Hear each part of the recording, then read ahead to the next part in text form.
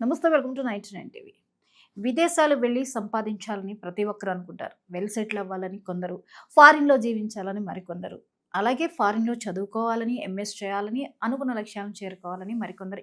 ఇలా ఎంతోమంది విదేశాలకు వెళ్ళి సెటిల్ అయిన వాళ్ళని ఉన్నారు. సెటిల్ అవ్వాలి అనుకునే వాళ్ళు ఉన్నారు. అసలు ఇప్పుడు అమెరికాలో పరిస్థితి ఎలా ఉంది? ఇప్పుడు జనరేషన్ గనక ఫారిన్ వెళ్తే సస్టైన్ అవ్వగలుగుతారా?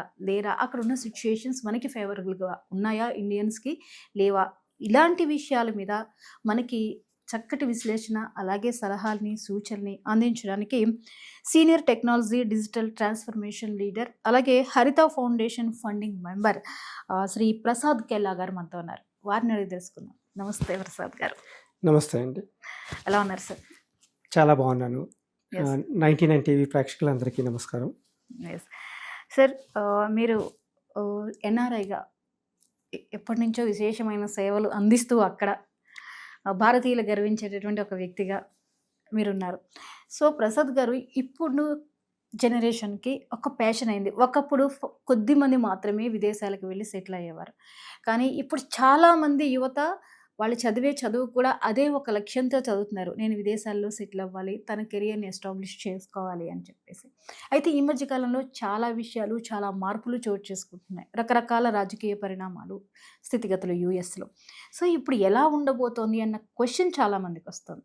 ఈ క్రమంలో అసలు యూఎస్లో ఉన్న ఇండియన్ ఇమిగ్రేషన్ ఛాలెంజెస్ ఏంటండి? వెరీ గుడ్, మంచి క్వశ్చన్ అండి. ఈ ఈ లాస్ట్ మన 1-2 డెకేడ్స్ నుంచి చూస్తుంటే మనకి యూఎస్లో మైగ్రేషన్ అవ్వడానికి, యూఎస్లో అవకాశాలు బాగా పెరగడం ద్వారా మనకి చాలామంది అటువైపు ఆకర్షితులై ఉన్నారు. సో ఇందులో భాగంగా ఏమవుతుందంటే ఇప్పుడు కొంచెం ఓవర్ పాపులేట్ అయింది. అలాగే మనకి మ్యాక్రో ఎకనామికల్ కండిషన్స్ ప్రపంచం మొత్తంగా, అలాగే అమెరికాలో ముఖ్యంగా చాలా డైనమిక్గా మారిపోయి ఎక్కువగా ఇమిగ్రేషన్స్ మీద ఆధారపడడం జరుగుతుంది. సో దాంట్లో భాగంగా ఏమవుతుందంటే భారతదేశం నుంచి, అలాగే చైనా, మిగిలిన డెవలపింగ్ కంట్రీస్ నుంచి చాలామంది ఇమిగ్రేషన్స్ వస్తున్నారు. అందులో ముఖ్యంగా మన ఇండియన్స్కి పెద్ద ఛాలెంజ్ ఏమవుతుందంటే ఈ ఇమిగ్రేషన్ లాస్ చాలా ర్యాపిడ్గా మార్పులు జరుగుతున్నాయి. మనము లాస్ట్ 2 గవర్నెన్స్ పీరియడ్ నుంచి చూసుకుంటే ఏమవుతుందంటే ఇంతకు ముందు గవర్నమెంటు, ఆ తర్వాత ఇప్పుడు వచ్చిన గవర్నమెంటు ఓవరాల్ యాంబిషన్స్కి అక్కడ లేబర్ మార్కెట్ ఇంపాక్ట్ని ఎక్కువగా వాళ్ళు ఈ ఇమిగ్రేషన్కి టైఅప్ చేసి డిపెండ్ అయి ఉంటుంది. సో అందులో భాగంగా ఇక్కడ ఏమవుతుందంటే మనకి ఇండియన్స్ని ఎక్కువ మనకి ఈ ఇమిగ్రేషన్ ఛాలెంజెస్లో ముఖ్యంగా క్విక్గా వీసాలు అప్రూవ్ చేయడము, ఆ వీసాలకు స్క్రూటినీ చేయడము, అవన్నీ చాలా స్ట్రింజెంట్ అయిపోయినాయి ఆ రూల్స్. తర్వాత అక్కడ ఉన్న వాళ్ళకి ఆల్రెడీ ఉండి వీసాల మీద కొన్నాళ్ళు నివసిస్తూ గ్రీన్ కార్డ్ ప్రాసెస్లోకి వెళ్ళి సిటిజన్షిప్ ప్రాసెస్లోకి వెళ్తున్నారు. వాటి స్క్రూటినీ కూడా ఏమైందంటే చాలా టైట్ అయిపోయింది. అంటే ఒక 1-2 ఉదాహరణలు ఇస్తాను.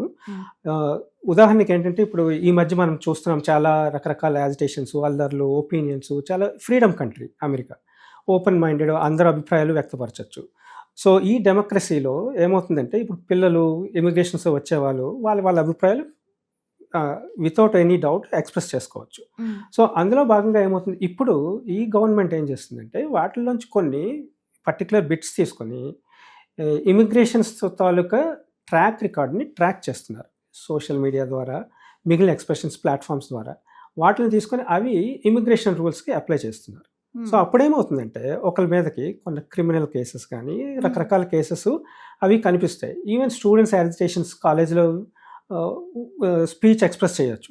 వాటిల్లోంచి కొన్ని బిట్స్ తీసుకొని ఇలా ఎక్స్ప్రెస్ చేయడం వల్ల ఏమవుతుందంటే స్టూడెంట్స్ మీద వాళ్ళని ఓకే మీరు యాంటీ అమెరికన్ ప్రమోట్ చేస్తున్నారు, సో అలా అని చెప్పి ఛాలెంజింగ్గా వాళ్ళని వెనక్కి పంపించడం అది జరుగుతుంది. మన న్యూస్లో ఈ మధ్య చాలా ర్యాపిడ్గా జరుగుతుంది. సో అలాంటి వీడియోస్ పెట్టే విషయంలో కూడా జాగ్రత్తగా ఉండాలి, చాలా జాగ్రత్తగా ఉండాలి. అలాంటి వీడియోస్ పెట్టే విషయంలో ఈవెన్ వీడియోసే కాదు, ఈవెన్ ఒక కామెంట్స్ పెట్టేటప్పుడు ఫేస్బుక్లో కానీ, లింక్డ్ఇన్లో కానీ, ఇన్స్టాలో కానీ కామెంట్స్ పెడతారు. అవి కూడా ఇమిగ్రేషన్ అథారిటీస్ ట్రాక్ చేస్తాయి. సో వాళ్ళు చాలా డీటెయిల్గా వెళ్ళి ట్రాక్ చేయడం వలన విద్యార్థులకి ఆర్ వీసా అప్లికెంట్స్కి, ఈవెన్ రెగ్యులర్ వీసా అప్లికెంట్స్ కూడా, జాబ్కి వచ్చే వాళ్ళకి కూడా వాళ్ళకి ఒక సోషల్ స్క్రూటినీ సెల్ ఉంది. దాని ద్వారా వాళ్ళు ఇమీడియట్గా అవన్నీ పట్టుకొని వాళ్ళని ట్రాక్ చేస్తూ ఉంటారు. సో ఇలాంటి ఛాలెంజెస్ ఉన్నాయి. అలాగే ఈ ముఖ్యంగా ఇప్పుడు ఇంకొకటి ఏంటంటే మనకి గ్రీన్ కార్డు సిటిజన్షిప్ ప్రాసెసింగ్, అలాగే బర్త్ రైట్ సిటిజన్షిప్ ఒక లా ఉంటుంది, కాన్స్టిట్యూషనల్ లా అది. అది కాన్స్టిట్యూషన్ ఏంటంటే ఎవరైనా ఒక ఇమిగ్రెంట్ అక్కడ ఉండి అక్కడ ఒక బేబీకి బర్త్ ఇస్తే వాళ్ళకి స్వతహాగా అమెరికన్ సిటిజన్షిప్ వస్తుంది బై లా. ఎప్పుడు 18 సంవత్సరాలు దాటిపోయిన మేజర్ అయినాక అప్పుడు ఆ కిడ్ డిసైడ్ చేసుకోవచ్చు, నేను నా నేటివ్ సిటిజన్షిప్ ఉంచుకోవాలా లేకపోతే అమెరికన్ సిటిజన్షిప్ ఉంచుకోవాలా అని. బట్ ఇప్పుడు లాలో కాన్స్టిట్యూషనల్ అమెండ్మెంట్ ఏం జరుగుతుందంటే ఇప్పుడు కొత్త అడ్మినిస్ట్రేషన్ గవర్నమెంట్ ప్రకారంగా ఆ లాని వాళ్ళు అది కరెక్ట్ లా కాదు, ఇమిగ్రెంట్స్ వచ్చారు కాబట్టి ఇమిగ్రెంట్స్గానే ఉండాలి, బై ప్రాసెస్ వెళ్ళాలి, అంతేగాని బర్త్ అయినంత మాత్రాన వాళ్ళకి ఇమిగ్రేషన్ రాకూడదు అని. అంటే అక్కడ పుడితే ఇది వరకు గ్రీన్ కార్డ్ వచ్చేస్తుంది, ఏ ప్రాబ్లం ఉండదు అనేవారు. ఇప్పుడు అది లేదు. ఇప్పుడు అది లేదు, అంతే, కరెక్ట్. సో ఇప్పుడు ఆ అవకాశం లేదు. అయితే ఇది ఇంకా బిల్లు ఇప్పుడు పార్లమెంట్లో అంటే కాంగ్రెస్లోకి వెళ్ళింది, పాస్ అవ్వకుండా ఎగ్జిక్యూటివ్ ఆర్డర్స్ ద్వారా ఇంప్లిమెంట్ చేయడం జరిగింది. బట్ ఇప్పుడు మెజారిటీ ఉంది గవర్నమెంట్లో రిపబ్లికన్స్కి. సో ఈ బిల్ పాస్ అయ్యే అవకాశాలు బాగా పుష్కలంగా ఉన్నాయి. సో అప్పుడు ఏమవుతుందంటే ఈ బర్త్ రైట్ సిటిజన్షిప్ అనేది ఉండదు.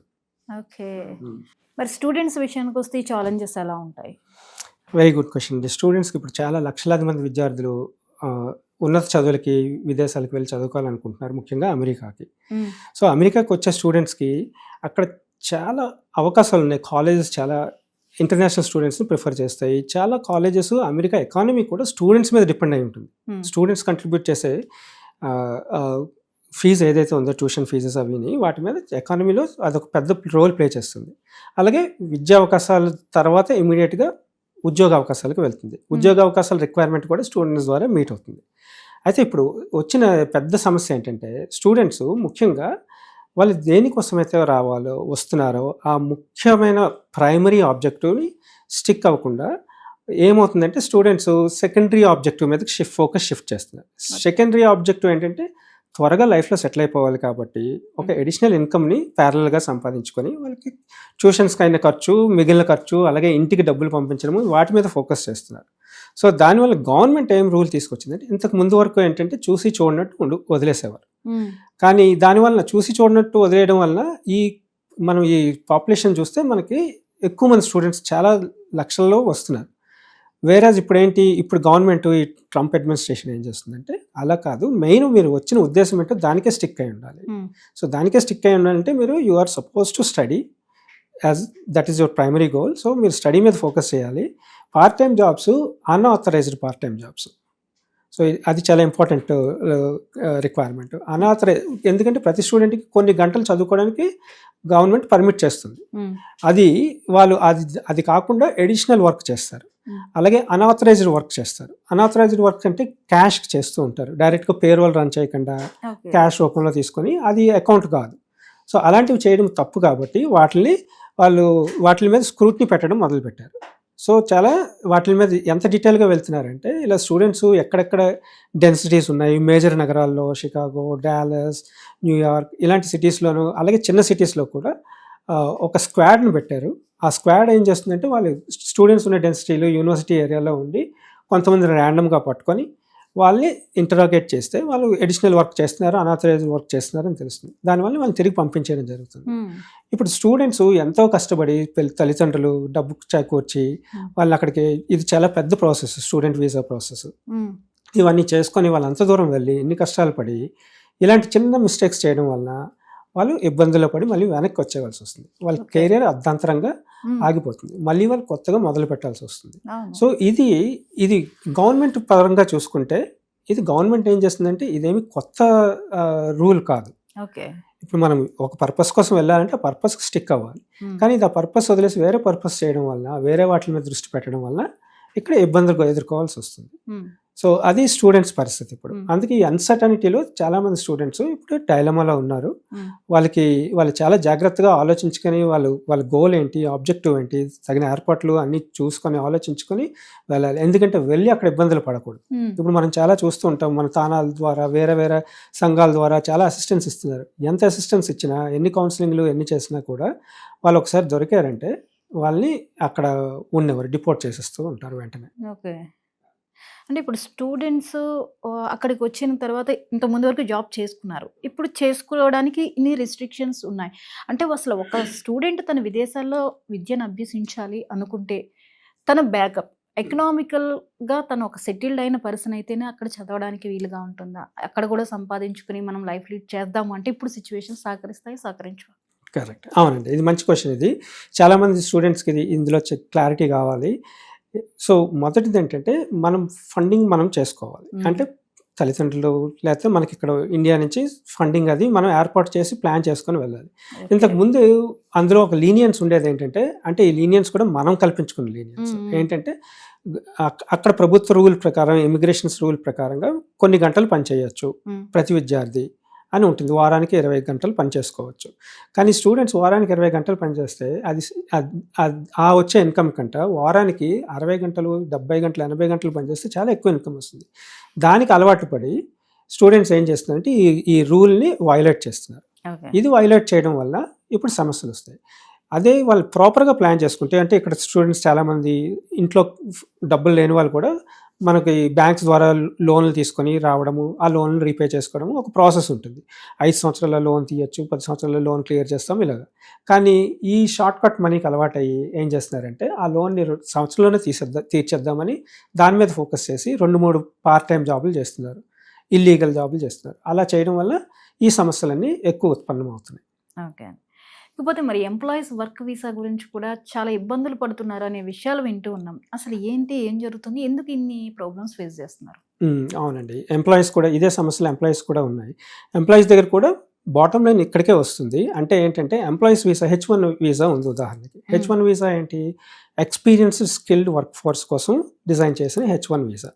So, experienced skilled work force మాత్రమే రావాలంటే కొంత అనుభవం ఇక్కడ బయట దేశాల్లో సంపాదించి పర్టికులర్ స్కిల్స్ వాటిలో అనుభవజ్ఞులు అయి ఉన్న వాళ్ళకి అవకాశాలు. ఎందుకంటే అందరినీ అక్కడ హైర్ చేసుకోలేరు. అక్కడ కొన్ని ఉద్యోగాలు కొంతమందికి రిజర్వ్ చేసి ఉంటాయి. కొన్ని రకాల జాబులు ఈ పర్టికులర్ స్కిల్స్లోనూ వాళ్ళకి షార్టేజ్ ఉండడం వల్ల వాటినే ఇంటర్నేషనల్ హైరింగ్ ద్వారా తీసుకొని వస్తారు. సో, అందులో భాగంగా ఏంటంటే ఇక్కడ మనకి ఉదాహరణకి చాలా జూనియర్ రిసోర్సెస్ 1-2 సంవత్సరాల అనుభవం ఉన్న వాళ్ళు కూడా H1 అప్లై చేసుకొని ఫేక్ ఎక్స్పీరియన్స్ పెట్టుకొని వచ్చే అక్కడ స్ట్రగుల్ అవుతూ ఉంటారు. అందులో కొంతమంది సక్సెస్ కూడా అవుతారు. వాళ్ళకి కొంతమందికి అవకాశం దొరకగానే వాళ్ళు బాగా నేర్చుకొని ఎక్స్ట్రా కష్టపడి చేసుకుంటారు. కానీ ఫస్ట్ ప్లేస్ ఏంటంటే అలాంటి వాళ్ళు అక్కడికి రాకూడదు. ఎందుకంటే బై రూల్ ఏంటంటే ఇది ఎక్స్పీరియన్స్డ్ హైర్స్కి. సో, ఓన్లీ ఒక సర్టెన్ అనుభవం ఉన్న వాళ్ళే, ఒక మిడిల్ లెవెల్లో ఉన్నవాళ్ళు, అలాంటి సీనియర్ లెవెల్లో ఉన్న వాళ్ళే బేసికల్లీ అక్కడికి రావాల్సి ఉంటుంది. సో, అలాంటి షార్టేజెస్ ఉన్నాయి. అలాగే ఇక్కడ మనం చాలా స్కిల్స్ కూడా ఏం జరుగుతుందంటే మ్యానిపులేట్ చేసి ఇప్పుడు మనకు కొన్ని placement consulting companies, body shopping companies ఉన్నాయి. వాళ్ళు ఏం చేస్తుంటారంటే ఇక్కడ స్టూడెంట్స్ని తీసుకొని వచ్చి అక్కడ హోస్ట్ చేస్తారు. వాళ్ళకి ఉద్యోగం చేతిలో ఉండదు. కానీ అక్కడికి వచ్చి అక్కడ కూర్చొని అప్పుడు ఉద్యోగ ప్రయత్నాలు చేస్తారు. అది యాక్చువల్గా కరెక్ట్ పద్ధతి కాదు. కరెక్ట్ పద్ధతి ఏంటంటే ఒక పొజిషన్ వేకెన్సీ ఉంటే దానికి అప్లై చేసుకొని రావాలి.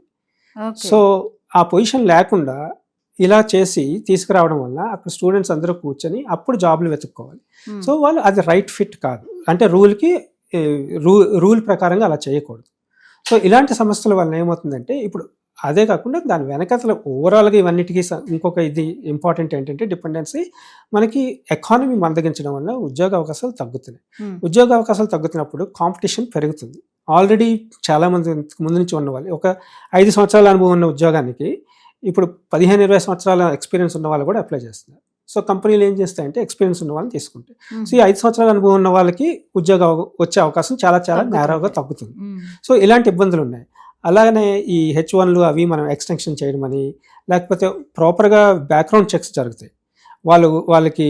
వాళ్ళ ప్రాసెస్లో ఏంటంటే ఉద్యోగాలు కరెక్ట్గా వాళ్ళు ప్లేస్ అయి ఉన్నారా వెరిఫికేషన్కి వస్తారు ఇమిగ్రేషన్ ఆఫీసర్స్. కంపెనీలకి వచ్చి మన వర్క్ పిటిషన్లో ఏ ఆఫీస్ అడ్రస్ అది ఇచ్చామో అక్కడికి వచ్చి వెరిఫై చేస్తూ ఉంటారు ర్యాండమ్గా. అలాంటప్పుడు ఎవరైనా పట్టుబడితే నువ్వు ఉద్యోగం కరెక్ట్గా చేయట్లేదు అని చెప్పి, అంటే నువ్వు రైట్గా ప్లేస్ చేయలేదు, ఇల్లీగల్గా వచ్చావని చెప్పి వాళ్ళని డిపోర్ట్ చేస్తున్నారు. సో, ఇలాంటివి ఎక్కువైనాయి ర్యాపిడ్గా. ఈ రూల్ ఎప్పటి నుంచో ఉంది, కానీ ఇంతకుముందు అంత ఎక్కువగా శాంపిల్స్ చెక్ చేసేవారు కాదు. ఇప్పుడు ఎక్కువగా చెక్ చేస్తున్నారు. ఇవన్నీ ఏంటంటే పొలిటికల్ ఎజెండాగా మన ఇప్పుడున్న అడ్మినిస్ట్రేషను ఎలక్షన్ క్యాంపెయిన్లో భాగంగానే ఇల్లీగల్ ఇమిగ్రెంట్స్ని అరెస్ట్ చేస్తాము, ఇల్లీగల్ ఇమిగ్రెంట్స్ని తగ్గిస్తాము, ఇల్లీగల్గా మైగ్రేట్ ఎవరైతే చేస్తున్నారో అందులో భాగంగా ఇవన్నీ వచ్చినాయి. అది మన భారతీయుల మీద కూడా సిగ్నిఫికెంట్గా ఇంపాక్ట్ పడుతుంది. ఎందుకంటే మన పాపులేషన్ చైనా, భారతదేశం నుంచి వర్క్ వీసాల మీద ఇమిగ్రేట్ అయ్యే వాళ్ళు చాలామంది ఉన్నారు కాబట్టి వీళ్ళందరూ కూడా వాటిని ఫేస్ చేయాల్సి వస్తుంది. సో, ఈ విషయాల్లో జాగ్రత్తగా ఉంటే పెద్దగా ఇబ్బందులు అయితే ఉండవు. ఈ రూల్స్ ప్రకారం వెళ్తే వాళ్ళు ఈజీగానే సస్టైన్ అవ్వచ్చు. కరెక్ట్ అండి. ఈ రూల్స్ ప్రకారంగా సిన్సియర్గా మనం ఫాలో కానీ చేయగలిగితే అలా సీరియస్గా చేసే వాళ్ళకి ఇబ్బంది ఉండదు. ఓకే. వాళ్ళకి యాక్చువల్గా ఇది మంచిది. ఎందుకంటే ఒక చిన్న ఉదాహరణ ఏంటంటే ఇప్పుడు ఈ ఇమిగ్రేషన్ జాబ్స్ ఒక 10 ఉన్నాయి. వాటికి ఇప్పుడు మనం ఇన్ని అప్లికేషన్లు, ఒక 100 అప్లికేషన్లు వస్తున్నప్పుడు ఏమవుతుందంటే కాంపిటీషన్ ఎక్కువగా ఉంటుంది. కానీ ఇందులో సీరియస్గా ఉండే వాళ్ళు 10 మందే ఉన్నారనుకోండి, అప్పుడు ఈ 10 మందికి 10 ఉద్యోగాలు దొరుకుతాయి. అప్పుడు ఈ ఇబ్బందులు ఏమి ఉండవు. సో ఇప్పుడు జరుగుతుంది అది. ఈ సప్లై చాలా ఎక్కువగా ఉంది, కానీ అది పర్ఫెక్ట్ సప్లై కాదు. దాంట్లో సప్లై అండ్ డిమాండ్ గ్యాప్ ఎక్కువగా ఉండడం వల్ల, కాంపిటీషన్ ఎక్కువగా ఉండడం వల్ల ఈ రూల్స్ని గట్టిగా ఎన్ఫోర్స్ చేయాల్సి వస్తుంది. ఇక ప్రసాద్ గారు, ఈ మధ్య బాగా వినిపిస్తున్నది, అందరూ చర్చించుకుంటున్నది, నిరంతరం వార్తల్లో నానుతున్నది టారిఫ్స్. దీని ప్రభావం ఎలా ఉంది? టారిఫ్స్ మొత్తం అంతా అతలాకుతలం చేసి ఉన్నాయి. ప్రపంచ అన్ని దేశాలు ఈ టారిఫ్స్ తోటి చాలా ఇంపాక్ట్స్ అయ్యి, చాలా నెగోషియేషన్స్, అన్స్టెబిలిటీ భయంకరంగా పెరిగిపోయింది. సో ఇప్పుడు ఏ కంపెనీకైనా, ఏ కంట్రీకైనా అమెరికాతో వ్యాపార సంబంధాలు చాలా పుష్కలంగా అన్ని కంపెనీలు డిపెండ్ అయి ఉన్నాయి వెస్టర్న్ బిజినెస్ మీద, వ్యాపారం మీద. అందులో భాగంగా ముఖ్యంగా అమెరికా మీద. అమెరికా మోర్ ఆర్ లెస్ వ్యాపారం చేయని దేశం అంటూ ఉండదు, ఇంపోర్ట్స్ కానీ ఎక్స్పోర్ట్స్ కానీ ఎన్ని రకాలుగా. సో దానివల్ల ఏమవుతుందంటే ఈ గవర్నమెంట్ ముఖ్య ఉద్దేశం ఏంటంటే మాకు ఈక్వల్గా టారిఫ్స్ అన్ని కంపెనీ, మేము అమెరికా మిగిలిన దేశాలను ఎలాగా ట్రీట్ చేస్తున్నారో టారిఫ్ విషయంలో, ఆ దేశాలు కూడా అమెరికాని అలా ట్రీట్ చేయట్లేదు అన్నది ఒక పెద్ద ఉంది. సో దాంట్లో ఏమవుతుందంటే అది కొంతవరకు కరెక్టే, కానీ అది over the period of time వచ్చిన పరిస్థితి.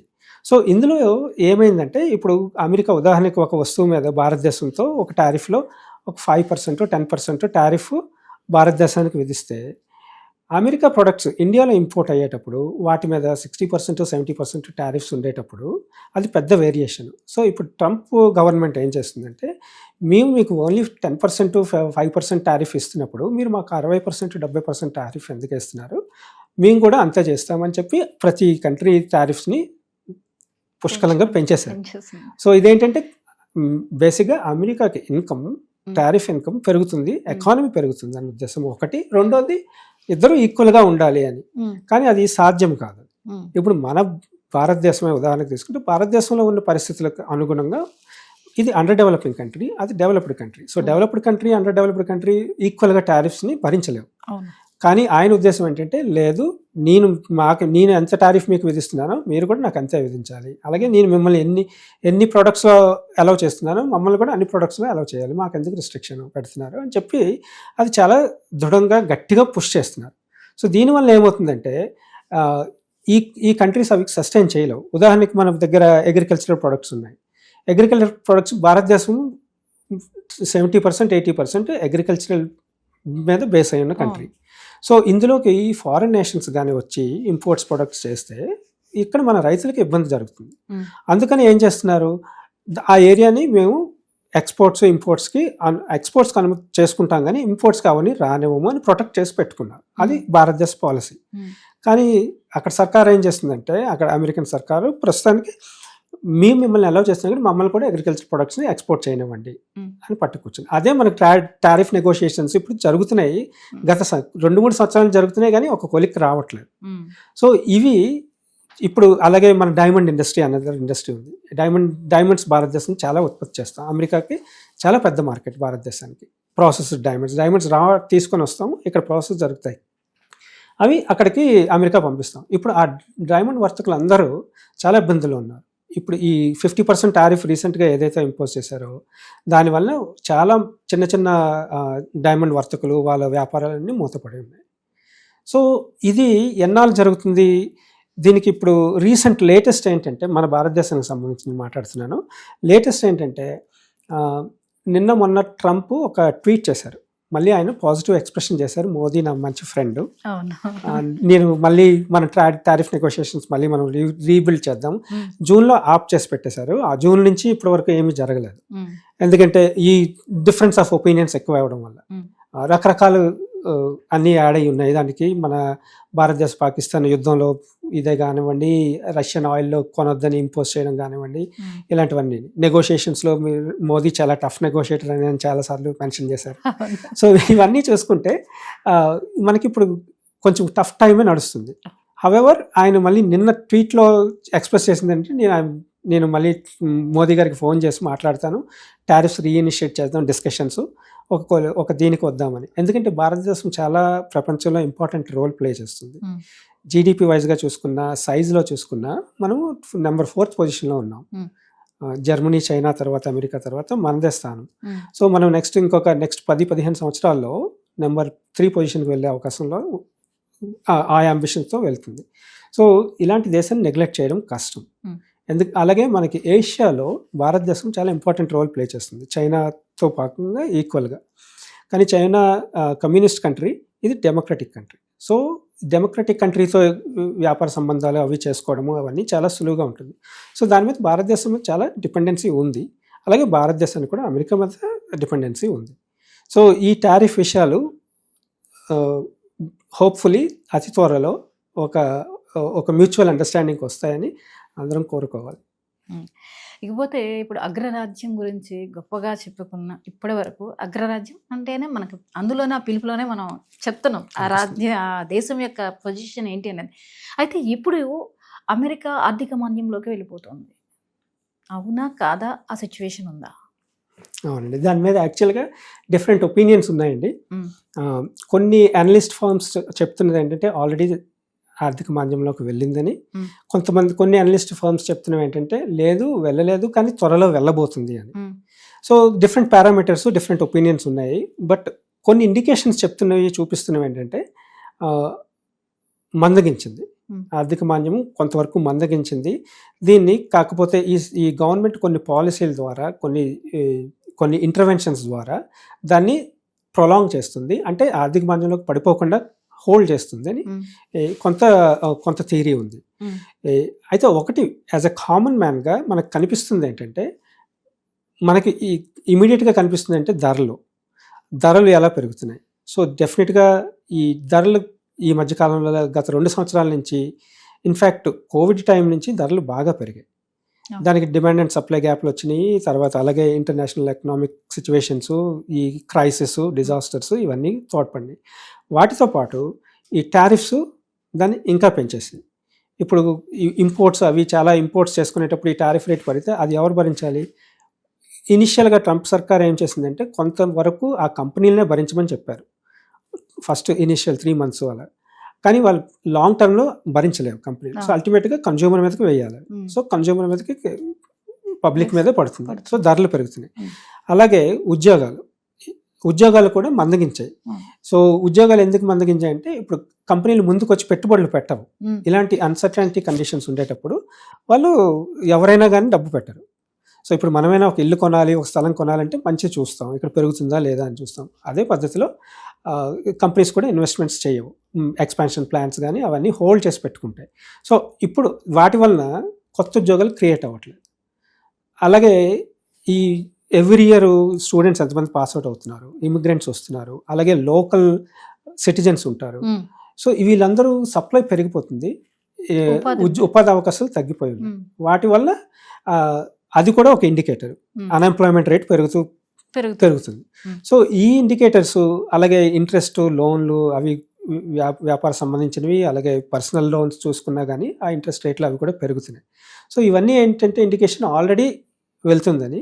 కానీ అందులోనే ఇంకొక థియరీ ఏంటంటే ఓకే ఇంకా వెళ్ళబోతుందని. ఏదేమైనా కానీ అయితే ఇక్కడ చాలా కాషన్ అవసరము అందరికీ యాజ్ ఎ కామన్ మ్యాన్గా. అందుకు ప్రత్యేకించి ఇండియా నుంచి అక్కడికి ఇమిగ్రేషన్ అయ్యే వాళ్ళకి, అలాగే అక్కడ లోకల్గా ఉన్న వాళ్ళకి ఈ పెద్ద కాషన్ ఏంటంటే, ఇది పర్సూ చేసుకొని మీరు ప్లాన్ చేసుకోవాలి. అక్కడికి ఇమిగ్రేషన్కి వచ్చే వాళ్ళైనా కానీ, అక్కడ ఉండి కంటిన్యూ అయ్యే వాళ్ళైనా కానీ వీటిని తట్టుకునేటట్టు వాళ్ళు ప్లానింగ్లో ఉండాలి. మాంద్యం వస్తే చాలా ఇబ్బందులు పడాల్సి వస్తాయి, ఉద్యోగాలు దొరకవు, అలాగే అక్కడ కాస్ట్ ఆఫ్ లివింగ్ చాలా ఎక్కువగా ఉంటుంది. సో వాటిని తట్టుకోలేము. అంత సఫిషియెంట్ బ్యాకప్ ఉందా లేదా చూసుకోవాలి. లేదంటే సేఫ్ టైం అంటే కొంచెం వెయిట్ అండ్ వాచ్ చేస్తే అది ఇంకా మంచిది, ఇలా కంఫర్ట్ లేని వాళ్ళకి. సో కాషన్ ఉపయోగించడం చాలా అవసరము. ఈ ఆర్థిక మాంద్యము ఆల్రెడీ ఉందని నా ఉద్దేశము. ఓకే. కానీ అది నా పర్సనల్ ఒపీనియన్ మాత్రమే. కానీ ఇది ఎంత తీవ్రంగా ముందుకు వెళ్తుంది రాబోయే రోజుల్లో అన్నది కొంచెం వేచి చూడాలి. ఈ ఫెడరల్ బ్యాంకు గవర్నమెంట్ కొన్ని పాలసీస్ ఇంట్రెస్ట్లు తగ్గించి మనీని పంప్ చేసి ఎక్కువ రొటేషన్ చేసి అలాంటి ప్లాన్లు చేస్తున్నాయి. అలాగే అట్ ద సేమ్ టైమ్ ఈ కార్పొరేట్స్ని వాటిని అడాప్ట్ చేసుకోలేకపోతున్నాయి, ఎందుకంటే అన్సర్టనిటీ వల్ల. ఇకపోతే ప్రజెంట్ ఉన్న రాజకీయ పరిణామాలు, ఇప్పటివరకు మనం మాట్లాడుకున్న అంశాలు, నెలకొన్నటువంటి సిచ్యువేషన్స్, వీటన్నిటినీ చూసినప్పుడు అటు ట్రంప్ వచ్చిన తర్వాత వచ్చినటువంటి పరిణామాలు ఇవి అబ్జర్వ్ చేసినప్పుడు ఈ మధ్య కాలంలో భారత్ యుఎస్ల మధ్య రిలేషన్షిప్ మీద అనేక రకాల ఒపీనియన్స్ స్ప్రెడ్ అవుతున్నాయి. అసలు వీళ్ళ మధ్య సంబంధాలు ఎలా ఉన్నాయి? స్ట్రాంగ్గా ఉన్నాయా, లేదా బలహీనపడుతున్నాయా, లేకపోతే అది ఇంకా బలహీనమై కొత్త పరిణామాలను చూడాల్సి వస్తుంది? ఎలా ఉందంటారు ఈ రిలేషన్షిప్ ఈ రెండు దేశాల మధ్య? భారత్ అమెరికా సంబంధాలు చాలా హిస్టరీ ఉందండి. ఎప్పటి నుంచో మనకి ఈవెన్ బిఫోర్ ఇండిపెండెన్స్ దగ్గర నుంచి మనకి చాలా రిలేషన్షిప్ ఉంది అమెరికాతోటి. అట్ ద సేమ్ టైం అందులో కొన్ని ఆర్గ్యుమెంట్స్ కూడా ఉన్నాయి. అయితే ఇప్పుడు గత రీసెంట్ సంవత్సరాల్లో ఏంటంటే లాస్ట్ 1 డికేడ్లో చేసుకుంటే చాలా పురోగతి చెందింది ఈ రిలేషన్షిప్లో. ఒబామా ఉన్న గవర్నమెంట్ టైంలో కానీ, అలాగే మోడీ మొదటి టర్మ్లో ఉండేటప్పుడు కానీ మంచి రిలేషన్షిప్ తారాస్థాయికి వెళ్ళేది. ఆ తర్వాత సెకండ్ టర్మ్ వచ్చేటప్పుడు, అంటే ఇప్పుడు లాస్ట్ వచ్చిన గత 2 సంవత్సరాల్లో అవి ఒక రకంగా కొంచెం ఇబ్బందుల్లోకి వెళ్ళిందనే చెప్పాలి. సో అందులో ఇప్పుడు మనకి క్లియర్గా కనిపిస్తుంది ఏంటంటే, అందులో ఒక పెద్ద ఫ్యాక్టర్ ఏంటంటే, ఎంతవరకు మనం మాట్లాడుకున్న ఈ ట్రేడ్ టారిఫ్ రిలేషన్షిప్ బాగాలేదు. ట్రేడింగ్ టారిఫ్స్ వలన ఇది కొంచెం దెబ్బపడింది. ఈ రిలేషన్షిప్ బాగా జరగట్లేదు. అలాగే దీంట్లో ఇంకొక కొన్ని పాయింట్స్ కూడా ఉన్నాయి. ఏంటంటే ఆ రిలేషన్షిప్, ఉదాహరణకి మనం గుర్తుంటే గత ఎన్నికల టైంలో మోదీ ఓపెన్గా ట్రంప్కి సపోర్ట్ చేయడం జరిగింది. హ్యూస్టన్లో మోదీ ర్యాలీలో ఆయన పార్టిసిపేట్ చేశారు. అప్పుడు ఆయన డిక్లేర్ చేశారు. ఆ తర్వాత అది యాక్చువల్గా ఒక రకంగా ఏంటంటే అలా చేసి ఉండకూడదు అని అనుకున్నారు, ఎందుకంటే దానివల్ల కొంత డ్యామేజ్ అయింది. ఆ తర్వాత వచ్చే డెమోక్రటిక్ గవర్నమెంట్, బైడెన్ గవర్నమెంట్ తోటి ఆ రిలేషన్షిప్ చేయలేకపోయారు, ఎందుకంటే వాళ్ళకి అది వ్యతిరేక పార్టీ కాబట్టి. అది కొంత దెబ్బపడింది. సో ఆ లాస్ట్ 4 yearsలో బైడెన్ ఉన్న టైంలో ఇవి మంచి పురోగతి చెందలేదు. ఈ ట్రేడ్ నెగోషియేషన్స్ కానీ వేరేవి కానీ 2-3 సార్లు అక్కడికి రావడం జరిగింది, వాళ్ళు ఇక్కడికి రావడం జరిగింది, కానీ మంచి పురోగతి జరగలేదు. ఆ తర్వాత మళ్ళీ ట్రంప్ సర్కార్ వచ్చిన తర్వాత మళ్ళీ బాగానే ఉంది, ఆయన ప్రమాణ స్వీకారానికి ఇన్వైట్ చేశారు అంతా. అయితే మళ్ళీ ట్రేడ్ నెగోషియేషన్ దగ్గరికి వచ్చేటప్పటికి ట్రంప్ స్వతహాగా బిజినెస్ మ్యాన్, ఆయనకి చాలా వ్యాపార సంస్థలు ఉన్నాయి, చాలా స్ప్రెడ్ అయి ఉన్నాయి. సో ఆయన he's a very tough negotiator, అన్ని కమర్షియల్ యాంగిల్లో చూస్తారు. సో అందులో భాగంగానే ఇప్పుడు ఈ టారిఫ్లు అన్ని కంట్రీలని ఇన్సిస్ట్ చేయడానికి కారణం కూడా అది. సో అది, అలాగే at the same time Modi కూడా స్ట్రాంగ్ పర్సనాలిటీ, ఈయన కూడా నెగోషియేషన్ భారతదేశ ఇంట్రెస్ట్ని పెట్టుకునే చేస్తారు. సో ఈ రెండు ఒక కొలిక్కి రాలేదు. ఈ రిలేషన్షిప్ కొంతవరకు డ్యామేజ్ అయింది. దానికి తోడు ఈ ఇజ్రాయెల్ వారు, రష్యా ఉక్రెయిన్ వారు, వాటిలో మనం తీసుకున్న స్టాండ్స్ అది పెద్ద దేశానికి నచ్చలేదు. వాళ్ళు ఒక సైడ్ తీసుకోమని ఇన్సిస్ట్ చేస్తున్నారు అందరూను, కానీ అది అలాగే ఒక సైడ్ తీసుకోవడానికి ఒకళ్ళు చెప్తే తీసుకునేది కాదు. కాబట్టి ఆ పొజిషన్ మన స్టాండ్స్ వాళ్ళకి నచ్చలేదు. దానివల్ల వాళ్ళు ఇన్సిస్ట్ చేస్తుంది ఏంటంటే, ఇప్పుడు అందుకనే మనం రష్యన్ ఆయిల్ కొంటున్నాము, ఆ రష్యన్ ఆయిల్ కొనడం వల్ల రష్యా యుద్ధం చేసే స్థితిలో ఉంది అని ఆ యుద్ధానికి పేరే మార్చేసి మోదీ వార్ అని పెట్టారు. సో అది చాలా ఫనీగా ఉన్నా కానీ అది అందరికీ తెలుసు. అయినా కానీ ఆయన ఓపెన్గా అంత బ్యాడ్ ప్రోపగండా జరుగుతుంది. సో ఇది రిలేషన్షిప్ బాగాలేనట్టే కంప్లీట్గాను. సో ఐ థింక్ ఇది కూడా రియలైజ్ అవుతున్నట్టు కనిపిస్తుంది, ఎందుకంటే భారతదేశం లాంటి కంట్రీతో రిలేషన్షిప్ పెట్టుకోకపోతే అది ఈ జోగ్రఫీలో, అంటే ఏషియా పెసిఫిక్ జోగ్రఫీలో అది పెద్ద గ్యాప్ అవుతుంది. సో ఓవరాల్గా ఆ రిలేషన్షిప్ బాగాలేదు, అది కొంచెం ఇప్పుడు ఇంప్రూవ్ అవ్వాలి, దానికి స్టెప్స్ పడుతున్నట్టు కనబడుతున్నాయి. సో ఇదే 2 విధాలుగా కూడా ఇప్పుడు మనం యాక్చువల్గా అవతల వాళ్ళని బట్టి మనం కూడా కొంచెం అడ్జస్ట్మెంట్స్ చేసుకోవాలి. సో అలా మ్యూచువల్గా ఒక అలైన్మెంట్కి వస్తే అది అన్ని రకాలుగా 2 దేశాలకి మంచిదని నా ఉద్దేశం. ఈ 2 దేశాల మధ్య సంబంధాలని, వీటి గురించి మీరు చాలా చక్కగా వివరించారు.